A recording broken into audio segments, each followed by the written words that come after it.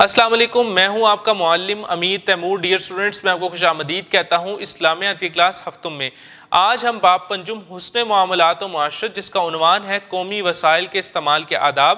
Dear students, آج ہم اس سبق کی مشق کو تفصیلاً حل کریں گے۔ اس سے پہلے ویڈیو لیکچر میں ہم نے اس سبق کو تفصیلاً پڑھا تھا، تو چلتے ہیں کتاب کی طرف۔ آپ سب اپنی اپنی کتاب کھولیے۔ مشق درست جواب کے گرد دائرہ لگائیں۔ قوم کی حقیقی دولت اور سرمایہ ہوتے ہیں شخصی وسائل، ملکی املاک و وسائل، اسکول، ہسپتال۔ درست جواب ملکی املاک و وسائل۔ صحابہ کرام رضی اللہ تعالیٰ عنہم کے دور میں ہی اجتماعی املاک کی حفاظت کا شعبہ قائم ہو گیا تھا، جسے کہا جاتا ہے بیت المال، بیت المسکین، بیت السود، بیت الحلم۔ درست جواب بیت المال۔ خلیفہ نے کچھ گورنروں کو اس لیے عہدوں سے ہٹایا کہ وہ بیت المال کو ذاتی استعمال میں لائے تھے۔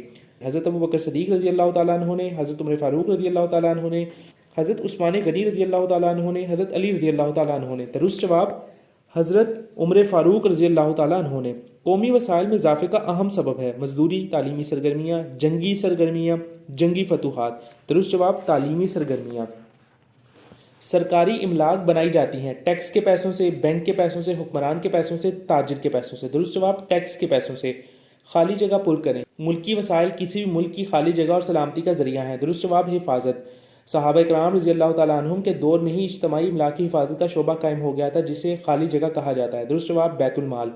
سڑکوں سے لے کر میگا پروجیکٹس تک یہ سب دراصل خالی جگہ ہی کا ہے۔ درست جواب عوام۔ ملکی وسائل کسی ملک کی شہرت اور خالی جگہ کا سبب بنتے ہیں۔ درست جواب احترام۔ سرکاری املاک کو کسی بھی طور پر نقصان پہنچانا اور انہیں ضائع کرنا خالی جگہ جرم ہے۔ درست جواب ناقابل قبول۔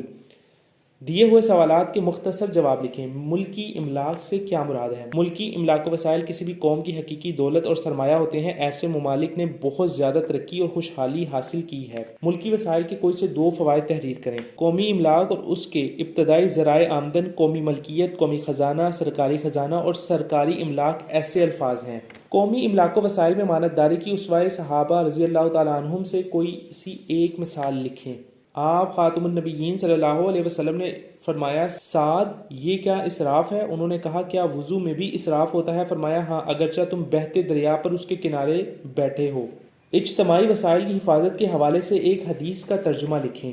مسلمان وہ ہے جس کی زبان اور ہاتھ کی شر سے دوسرے مسلمان محفوظ رہیں، اور مومن وہ ہے جس سے لوگ اپنی جانوں اور اپنے مالوں کو محفوظ سمجھیں۔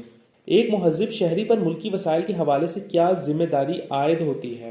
ایک مہذب شہری ہونے کے ناطے ہم سب پر لازم ہے کہ اپنے ملکی وسائل اور املاک کی حفاظت کریں اور انہیں ہر قسم کے نقصان اور ضائع ہونے سے بچائیں۔ سرکاری املاک کو کسی بھی طور پر نقصان پہنچانا اور انہیں ضائع کرنا ناقابل معافی جرم ہے۔ ایسا شخص جو ملکی املاک کو نقصان پہنچائے یا تلف کرے وہ کسی قسم کی رعایت کا مستحق نہیں ہے۔ دیے ہوئے سوالات کی تفصیل سے جواب لکھیں۔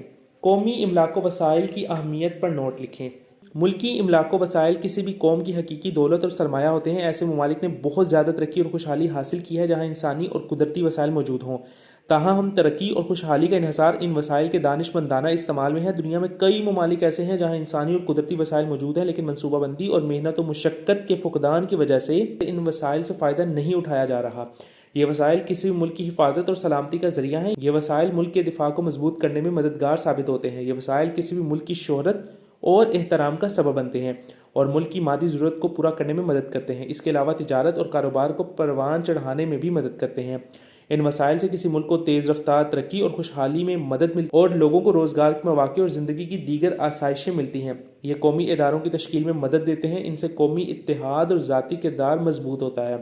ان وسائل سے ایمانداری، دیانتداری، حق گوئی، رواداری اور برداشت کی اعلیٰ صفات کو فروغ ملتا ہے۔ قومی املاک و وسائل کی حفاظت کے فوائد اور ضیاع کے نقصانات تحریر کریں۔ بیت المال یعنی قومی خزانے کا اس جدید دور میں بھی یہی تصور ہے۔ جو بھی سرکاری املاک ہیں وہ دراصل عوام کے ٹیکس کے پیسوں ہی سے بنائی جاتی ہے۔ سڑکوں سے لے کر میگا پروجیکٹس تک یہ سب دراصل عوام ہی کا ہے اور وہی اس کے اصل مالک ہیں۔ حضرت ابو ہریرہ رضی اللہ تعالیٰ عنہ سے روایت ہے کہ رسول اللہ خاتم النبیین صلی اللہ علیہ وسلم نے فرمایا مسلمان وہ ہے کہ جس کی زبان اور ہاتھ کی شر سے دوسرے مسلمان محفوظ رہیں، اور مومن وہ ہے جس سے لوگ اپنی جانوں اور اپنے مالوں کو محفوظ سمجھیں۔ یہ حدیث مبارکہ محض سرکاری ہی نہیں بلکہ نجی املاک کے تحفظ کی بھی ہدایت کرتی ہے، یعنی مسلمان ہونے کی شرط قرار دے دی گئی کہ وہ دوسروں کی جان و مال کے لیے خطرہ نہ ہو۔ اسی طرح اسلام قدرتی وسائل کے تحفظ پر بھی زور دیتا ہے۔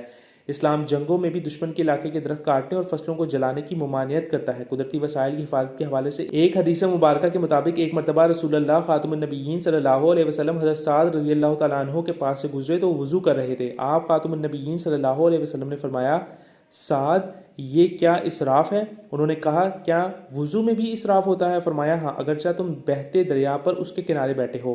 ایک مہذب شہری ہونے کے ناطے ہم سب پر لازم ہے کہ اپنے ملکی وسائل اور املاک کی حفاظت اور انہیں ہر قسم کے نقصان اور ضائع ہونے سے بچائیں۔ سرکاری املاک کو کسی بھی طور پر نقصان پہنچانا اور انہیں ضائع کرنا ناقابل معافی جرم ہے۔ ایسا شخص جو ملکی املاک کو نقصان پہنچائے یا تلف کرے وہ کسی قسم کی رعایت کا مستحق نہیں ہے۔ سرگرمیاں برائے طلبہ۔ سرکاری وسائل، سرکاری گاڑی، اسٹیشنری، بجلی، گیس، پانی، لیپ ٹاپ، کمپیوٹر اور جنگلات وغیرہ کے ناجائز استعمال کی صورتوں کا جائزہ لیں اور اس عمل سے بچنے پر تبادلہ خیال کریں۔ رہنمائے اساتذہ، قومی املاک و وسائل کی اہمیت اور ان کے احکام و آداب پر طلباء کے مابین مکالمہ کروائیں۔ ڈیئر اسٹوڈنٹس، آج ہم نے اس سبق کی مشق کو تفصیلاً حل کیا۔ میں امید کرتا ہوں کہ اب آپ بآسانی اس مشق کو حل کر سکیں گے۔ ملتے ہیں ایک نئی ویڈیو میں ایک نئے سبق کے ساتھ، تب تک اپنا بہت سا خیال رکھیں۔ اللہ حافظ۔